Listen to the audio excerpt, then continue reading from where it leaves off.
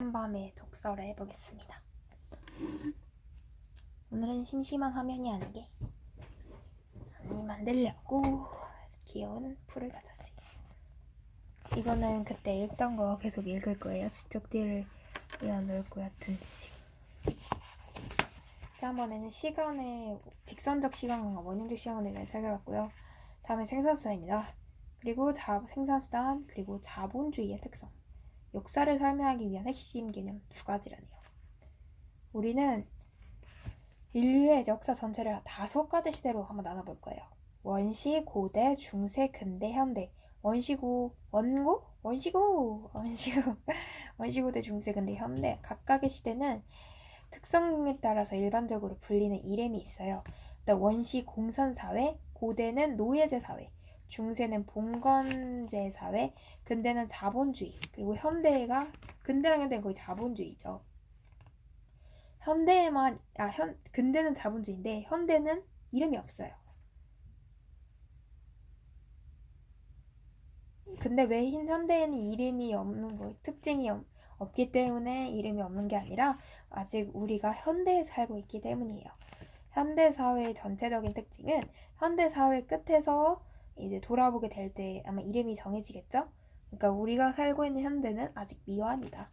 이렇게 역사를 5가지 단계로 구분하는 익숙한 이 방식은 우리에게 공산주의 혁명가로 알려진 유명한 누구죠? 마르크스의 역사 발전 5단계설에서 기인한 거예요. 마르크스는 역사를 5단계로 구분을 했고 역사가 원시 공산사회, 고대 노예제 사회, 중세 봉건제 사회, 근대 자본주의를 지나 결국 자본주의 사회의 붕괴로 기결될 것이라 생각을 했어요. 그리고 자본주의 사회가 내적 모순으로 붕괴된 이후에는 경제적 평등이 달성되는 공산주의 사회가 올 거라고 예언했죠. 왜냐하면 마르크스는 공산주의 혁명가니까요. 하지만 현 시점의 결과만을 놓고 본다면 그 예견은 빗나간 것처럼 보여요. 왜냐면 우리는 자본주의잖아요. 공산주의라고 부를 수 있는 사회를 찾아보기 힘들고요. 또 우리가 알고 있는 범위 내에 현존하는 공산주의 사회는 그다지 행복해 보이지 않습니다. 그래서 미국 경제학자 프랜시스 후쿠야마는 그에 져서 역사의 종말에서 역사가 끝났다고 선언합니다. 물론 여기서의 역사의 종말은 대재앙이나 휴거나 묵시론적인 종말을 의미하는 게 아니에요. 역사의 종말이 의미하는 것은 공산주의의 붕괴를 경험한 현대인이 자본주의에 대해 갖는 태도를 갖다가 역사가 끝났다라고 말하는 거예요. 아무래도 역사는 끝난 거다. 자본주의에서 공산주의 붕괴를 경험한 현대인이 자본주의에 대해 갖는 태도. 자본주의는 생각보다 유연해서 스스로 문제점을 수정하고 변형하며 위기를 극복해가는 것처럼 보여요. 역사는 정말 끝난 것일까요? 자본주의는 완벽하지는 않을지라도 그나마 인간이 찾아낸 최선의 경제체제인 걸까요? 이 문제는 이 책에서 계속 나온다고 하네요. 현대사회에 대한 평가는 잠시 미루고 우리는 지금 역사를 5가지로 구분해서 살펴볼 거예요. 그리고 그 5단계를 크게 또 2부분으로 나눠서 말할 수 있는데요. 원시, 고대, 중세, 근대를 묶어서 설명할 거예요. 다음에는 근대와 현대를 묶어서 알아볼 수 있어요. 두 부분의 역사를 통해 역사를 설명하는 핵심 개념의 차이가 있어요.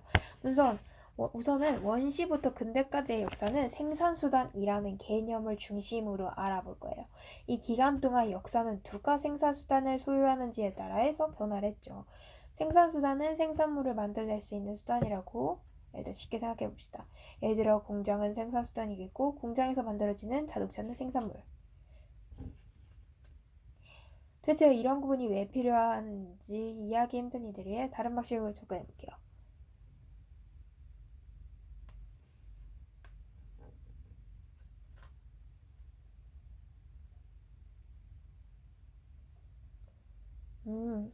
같은 1억 원이라도 A는 생산수단을 소유한 거고 B는 생산물을 소유한 거기 때문에 생산수단과 생산물을 합해서 모두 부라고 하지만 같은 부라도 생산물은 소비되는 반면에 생산수단은 끊임없이 생산물을 생산해낼 수 있다는 점에서 다르겠죠. 생산수단을 소유한 사람은 경제력을 가진 것이고 경제력을 가진다는 것은 권력을 가진다는 거예요. 그래서 원시 사회부터 근대 사회까지는 역사를 구분하는데 생산수단이라는 개념이 굉장히 필요해요. 원시부터 근대까지를 누가 생산수단을 소유하는지에 따라 구분한다는 것은 다시 말해 원시부터 근대까지를 권력의 이동에 따라 구분하겠다는 거죠. 물론 생산물을 만들어내는 수단으로만 고려하는 것은 생산수단의 의미를 반만 이해하는 것이지만 생산수단을 갖는 또 다른 의미는 뒤에서 차차 알아봅시다. 생산수단은 생산물을 만들어내는 공장, 농장 같은 것이고 생산물은 생산수단에 의해 만들어지는 물품들이죠. 이런 물품을 재화와 서비스라고도 부르고요. 눈에 보이는 물질이면 재화, 눈에 보이지 않으면 서비스죠. 원시부터 근대까지의 역사를 움직이는 핵심 개념이 생산수단이라면 근대부터 현대까지의 역사를 움직이는 핵심 개념은 자본주의의 특성이에요. 구체적으로 말하자면 자본주의가 태생적으로 갖는 모습으로서 공급량이 언제나 수요량보다 많다는 특성이에요. 이게 바로 자본주의예요. 공급량. 주는 건 겁나 많은데 주는 게 더 많다. 가져간 사람보다. 여기서 공급은 시장에 생산물을 제공하는 것이고 수요는 그러한 생산물을 사려는 욕구나 행위죠. 자본주의 사회에서는 일반적으로 공급량은 과다하지만 수요량은 공급량을 따라가지 못해요. 이것은 산업화를 통해 발전한 자본주의의 태생적 한계라고 볼 수 있어요. 우리가 근대와 현대의 역사를 알기 위해 공급과 수요를 고려하는 것은 근대와 현대가 자본주의 사회이기 때문이에요. 이 때문에 근대와 현대의 모습은 자본주의 특성에 자유됩니다. 정리해보면 우리는 역사를 두 부분으로 나누어 살펴볼 건데 우선 원시부터 근대, 근대부터 현대예요. 왜 다르다? 원시부터 근대는 생산수단 중심이 되었던 거고 생산수단의 소유 여부에 대해 설명될 것이고 근대부터 현대는 자본주의 특성에 대해 설명될 것이기 때문이죠. 그럼 원시공산 사회는 무엇일까요? 어느 날 생산수단이 탄생한 거예요. 이제 타임머신을 타고 시간을 거슬러 올라가 봅시다. 어제로 한 달 전으로 수백 년 전을 수천 년 전으로 원시시대까지 왔어요. 원시인 AB가 살고 있습니다. 두 원시인이 가진 것은 아무것도 없고요. 하지만 물고기도 잡아먹고 같이 평등하며 평화롭게 살아가고 있어요. 가끔 고기가 먹고 싶어지면 AB는 협력해서 맘보스도 잡아요. 네가 맘모스를 위하면 내가 뒤에서 어무할게. B가 맘모스를 절벽으로 인해서 맘모스가 절벽 아래로 떨어지면 둘은 평등하게 맘모스를 나눠 먹어요. 함께 일하고 함께 나누는 공산사회가 형성된 것이죠. 그래서 원시사회는 공산사회라고 불러요. 공사는 재산을 공동으로 소유한다. 소유하고 관리한다는 뜻이고요. 평화롭게 공존해오던 AB는 특이한 현상을 발견합니다. 성격이 깔끔한 A는 평소 먹고 남은 음식물 쓰레기를 분리해서 버리는 취미가 있어요. 동물뼈는 동물뼈 따로, 과일 껍질은 과일 껍질 따로, 씨앗은 씨앗 따로. 그러던 중 A와 B는 씨앗만 버린 곳에 싹이 나는 걸 발견하게 되었어요.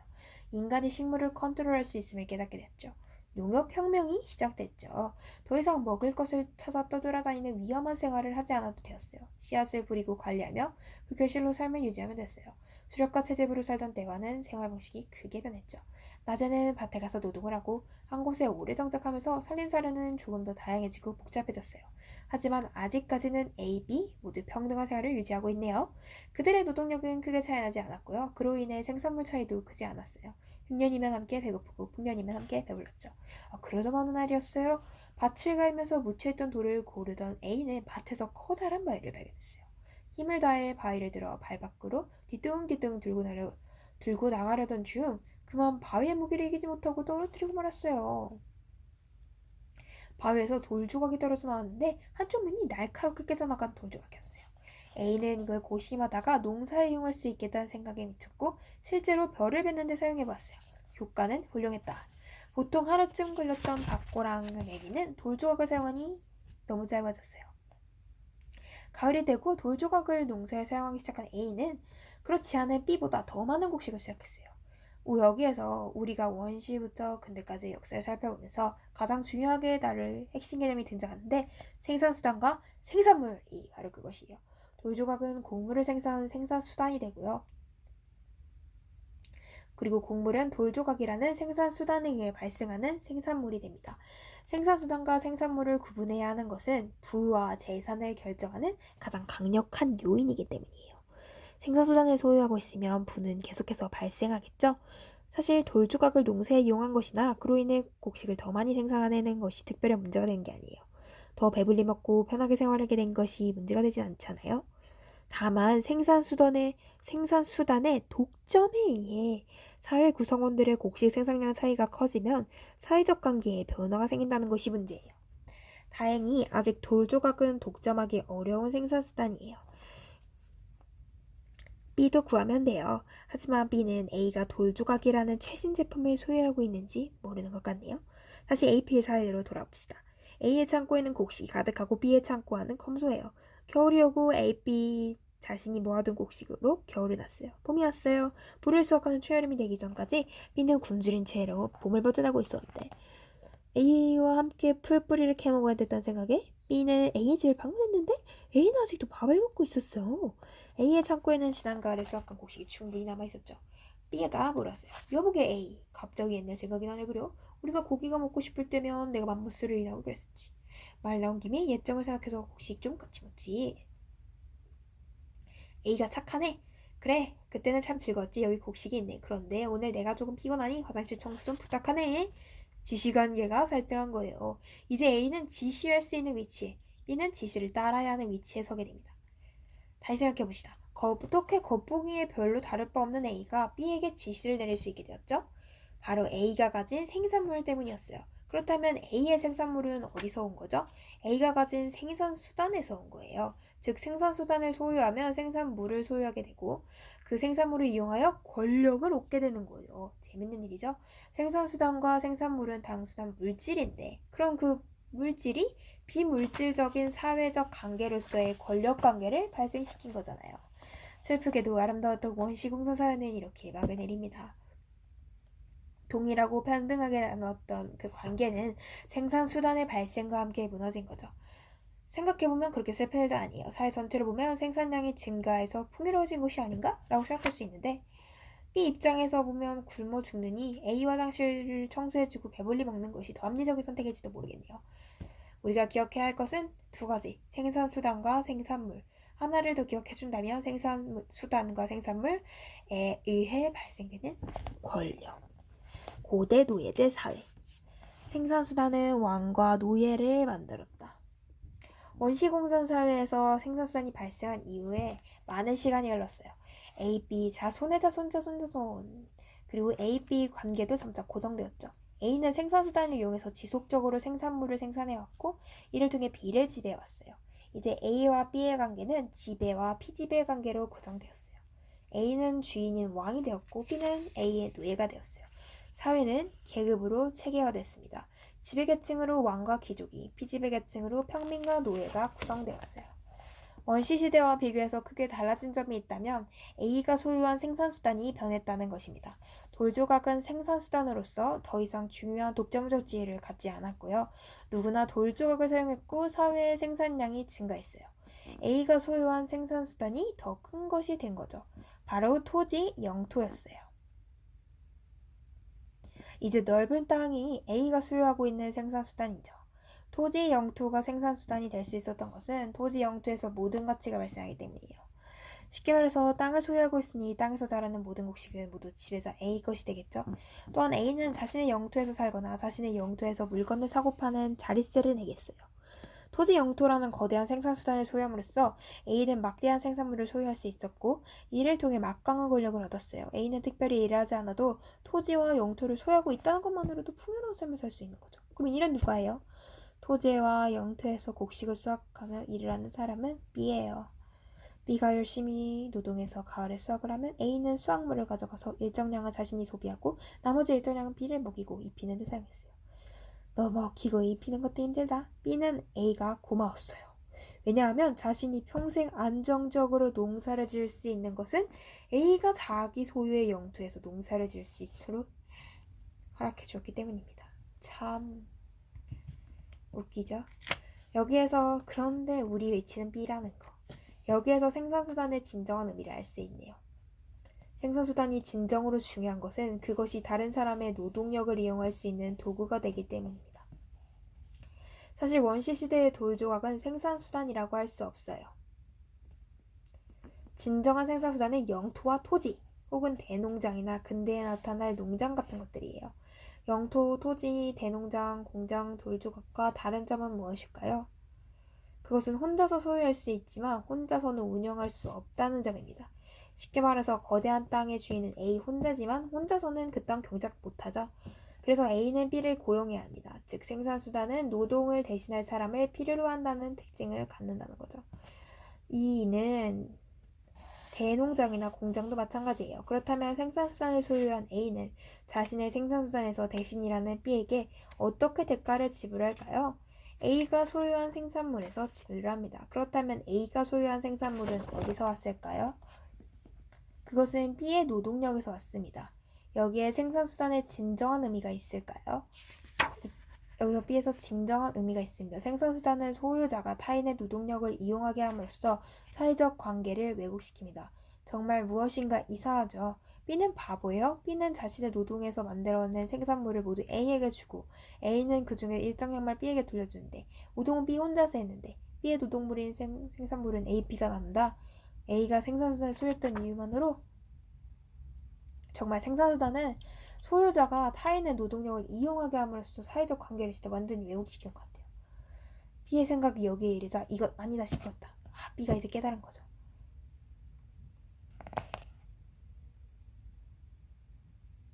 B는 아무리 생각해봐도 자신이 A의 지배를 받을 필요가 없다고 느낀 거예요.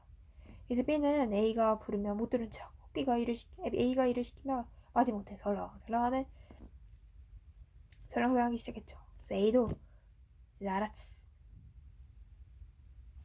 A가 B를 가까이 불러 B에 대고 나중에 말했지. 이건 비밀인데 너만 알고 있어. 나 사실 신이다. 엥? 그때 이후 B는 열심히 일했대요.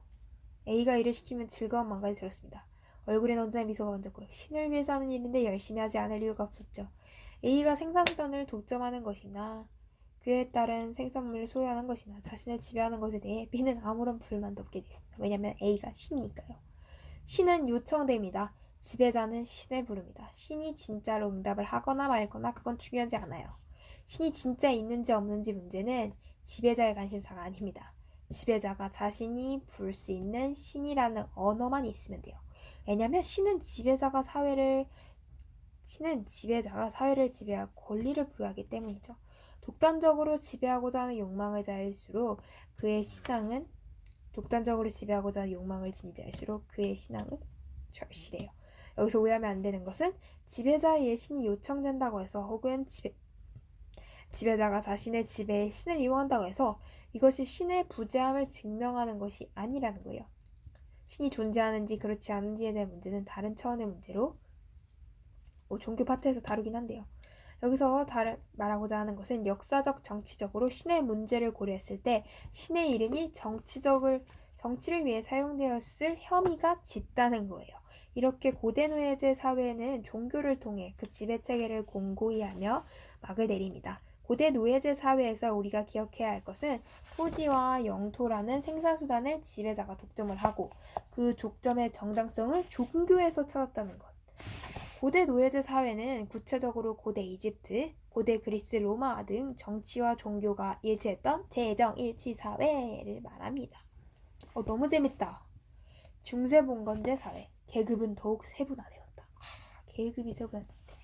중세봉건제 사회는 4세기부터 14세기까지 약 1000년 정도의 시기예요. 중세에 대한 이야기를 하려면 고대 노예제 사회의 말기에 있었던 역사적으로 매우 독특한 사건에 대해 먼저 얘기합니다. 이 이야기는 1세기부터 4세기 약 400년 동안의 이야기입니다. 근데 궁금한 점이 생겼습니다. 우리는 21세기에 살고 있어요. 그리고 방금 1세기부터 4세기에 대한 이야기를 하겠다 했는데 그리고 고대는 기원전 1세기, 기원전 5세기 등으로 부르고 있는데 도대체 세기를 나누는 기준은 어떻게 정해진 것이죠? 그것은 우리가 잘 알려진 대로 예수라는 인류의 역사상 가장 독특하고 영향력 있는 인물의 탄생을 기준으로 한 거예요. 예수의 탄생을 1년으로 1세기의 시작을 결정한 것이죠. 역사적으로 사료상으로 고려하면 1년이 정말 예수가 탄생한 때인지는 아직 의심스럽다고 하며 역사가들은 기원전 4년에서 기원 후 6년 사이에 예수가 탄생한 것이라고 추정하고 있어요. 하지만 실제로 몇 년에 태어났는지의 문제는 일상을 살아가는 우리에게 그다지 큰 문제는 아니죠. 우리가 생각해 봐야 할 것은 도대체 생전에 무슨 일을 했기에 시대를 구분하는 기준점이 되는 역할을 맡게 된 것인가? 그리스도교가 아닌 종교를 믿는 사람들은 예수라는 인물에 대해 친숙하지 않을 거예요. 하지만 최선의 내용은 알아둬야 편리할 것입니다. 하지만 인류의 역사는 생각보다 불평등해요. 근대와 현대는 100번 양보하더라도 서구 중심의 역사이며 근현대 시기의 동양은 항상 지배받고 교화되어야 하는 식민지 입장에 놓여 있었어요. 세계의 주인공은 안타깝게도 서양인인 게 분명합니다. 중국이 떠오르고 있으며 세계의 패권을 놓고 미국과 겨룰 것이라는 분위기가 동아시아를 두껍게 가르고는 있는데 중국의 변방에 붙어있는 한국에서는 아직 취업을 위한 영어를 공부하고 할리우드 영화 보고 서구에서 들어온 종교 믿으니까요.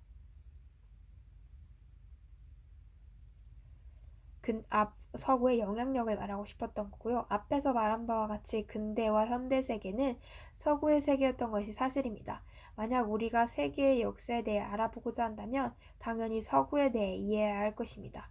그리고 서구에 대해 알기 위해서는 그들의 문화와 종교의 뿌리를 알아야 합니다. 서구 사회의 문화와 역사를 관통하는 근원적 배경은 크게 두 가지, 헬레니즘과 헤브라이즘입니다. 헬레니즘은 고대 그리스 로마의 뿌리를 두고 있는 역사적 사조로서 우리가 그리스 로마 신화라고 하면 떠오르는 제우스나 아폴로 등 다 신의 이미지와 연관되어 있습니다. 반면 헤브라이즘은요, 이스라엘 민족과 야훼, 여호와라 불리는 유일신의 하나님과의 계약에 대한 역사적 흐름으로서 우리가 그리스도교라고 하면 떠오르는 것들을 말해요. 쉽게 정리하면 서구는 두 가지 문화를 뿌리로 합니다. 그리스 로마 신화와 그리스도교. 만약 우리가 세계의 역사에 대해 이해하려 한다면 서구에 대해 이해하고 서구의 사회에 대해 이해하고자 한다면 그리스도교를 이해해야 해요. 그래서 우리는 중세를 이야기하기 전에 먼저 그리스도의 핵심 인물인 예수와 유대인들에 대해 간략히 알아보도록 하겠습니다. 1세기가 되면 이스라엘의 나사렛이라 불리는 지역에서 예수라는 인물이 성장해요. 이 시기에 이스라엘 민족은 거대 제국으로 성장한 로마의 지배 아래 있었는데 이때의 로마는 지중해를 바탕으로 세계의 패권을 행사하는 제국으로서 현대의 미국의 영향력에 버금가는 국가였어요. 진짜 로마, 이탈리아, 로마 이거 맞을까요? 반면 이스라엘 민족은 정치적으로 로마 제국의 통치를 받았고 문화적으로는 신과의 계약인 율법을 중시하는 유대교의 문화권을 독자적으로 형성하고 있었어요. 쉽게 말해서 이스라엘은 로마의 식민지였고 유대교는 이스라엘 민족의 민족 종교였어요. 그리고 예수는 이러한 식민지 이스라엘에서 탄생합니다.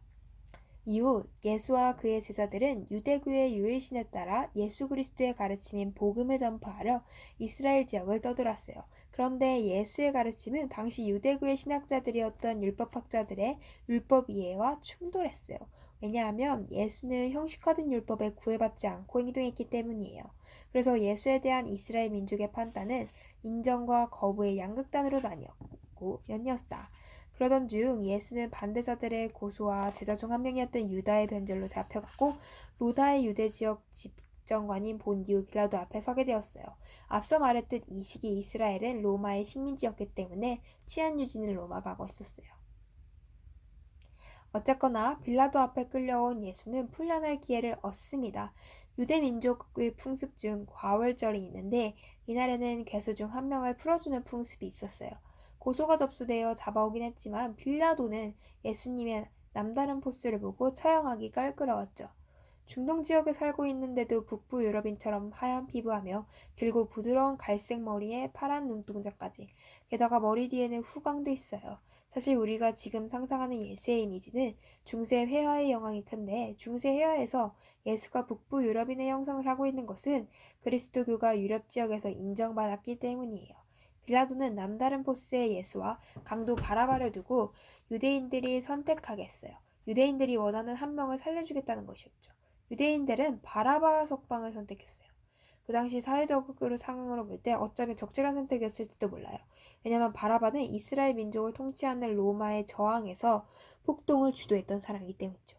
말하자면 유대인들에게 바라바는 독립운동가고 유대인들에게는 정체가 불명확한 예수보다는 현실적으로 민족을 대변하는 바라바가 더 필요해 보였을 거예요. 결국 잘 알려진 대로 예수는 십자가 체형을 받고 골고다 언덕에서 생을 마감했다가 사흘 만에 부활하여 흩어진 제자들을 모아 초기 그리스도교의 기반을 닦게 했어요. 이후 그리스도교는 로마의 박해를 받았으며 지하 무덤이면서 동굴인 카타콤에서 비밀스럽게 예배를 이어갔어요.